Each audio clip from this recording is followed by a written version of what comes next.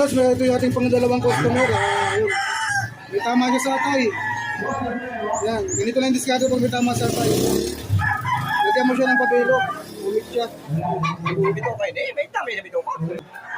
Ito yung kapiraso ng atay niya. Masabihin niya, sisinungaling ako may tama sa atay. Yan yung atay niya. Nahahati. Ay.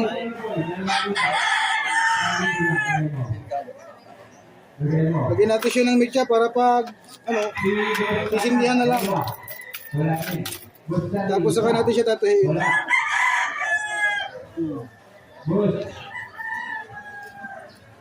Ito lang yung diskarte pag may tama sa atay yung manok.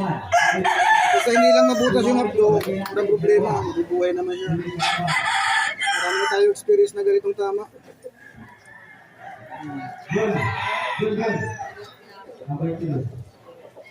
Tayo na lang siya.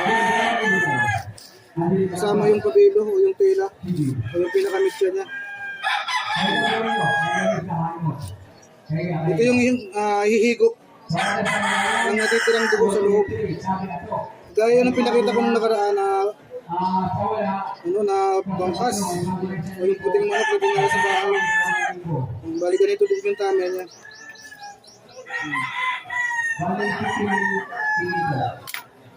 Ito na guys, lagyan lang natin siya ng sisilin powder. Tapos tahiin natin siya. Tahiin natin yung kanyang balat. Wadaw, dahil nalaglag, wadaw, di. So mga ito na yung ating customer na may tama sa atay. Yan, kung napapansin nyo, lagi siyang umihipot dahil sa tama sa atay. Ito lang ang gawin nyo, lagyan nyo lagi ng tela. Pabilo, umit siya. Tapos tahiin nyo lang. Mapagtanggal nga pala itong mga lods, paggaling nyo.